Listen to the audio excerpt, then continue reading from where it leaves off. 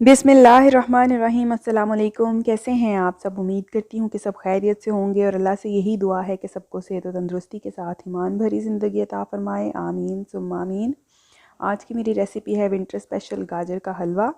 तो रेसिपी की शुरू करते हैं। बिस्मिल्लाहिर्रहमानिर्रहीम। यहाँ पर मैंने ली हैं तकरीबन 4 से 5 केजी गाजरें थीं, जिनको मैंने अच्छे से साफ़ करके तो ग्रेट कर लिया है। और ये है खोया। खोया मैंने लिया है, होममेड खोया है। अगर आप चाहेंगे इसकी रेसिपी भी मैं शेयर कर दूँगी, ठीक है। और यहाँ पर हम लेंगे चीनी, 1 कप के करीब है, लेकिन सारी इस्तेमाल नहीं करूँगी, हम चीनी कम खाते हैं, आप अपने टेस्ट के अकॉर्डिंग एडजस्ट कर सकते हैं। साथ में यहाँ पर ली है सब्ज़ इलायची, ये मैं साबित डालूँगी, आप चाहें तो पाउडर भी डाल सकते हैं। यहाँ पर है पिस्ता और बादाम, ये कोई से भी नट्स यूज़ कर सकते हैं। और साथ में देसी घी भी होममेड है हमारा, आप चाहें तो दूसरा घी भी इस्तेमाल कर सकते हैं।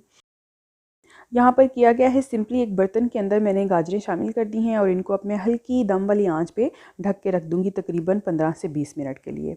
हल्की आंच पे जब ये 15 से 20 मिनट पकेंगी तो जूसेस जो गाजर के अंदर होते हैं वो ऑटोमेटिकली रिलीज़ होंगे और गाजरें काफ़ी नरम हो जाएंगी। तो अब इसमें मैंने जो है शामिल कर दी है इलायची के दाने और चीनी अकॉर्डिंग टू टेस्ट। और अब इसमें जाएगा देसी घी।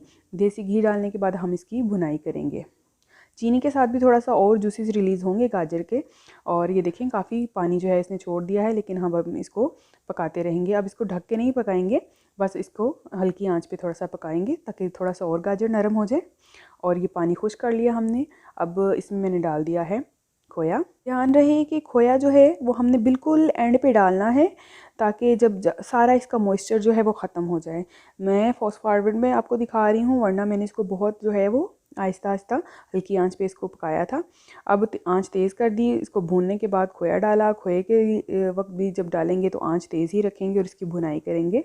जो गाजर का हलवा होता है सारा काम ही उसकी भुनाई का होता है। अब ये देखिए माशाल्लाह से खोया किस तरह से यकजान हो चुका है और पानी भी सारा इसका ख़त्म हो गया है। घी मैंने ज़्यादा नहीं डाला, आप चाहें तो घी ज़्यादा इस्तेमाल कर सकते हैं, लेकिन हम जो है वो चीनी और घी थोड़ा कम ही इस्तेमाल करते हैं।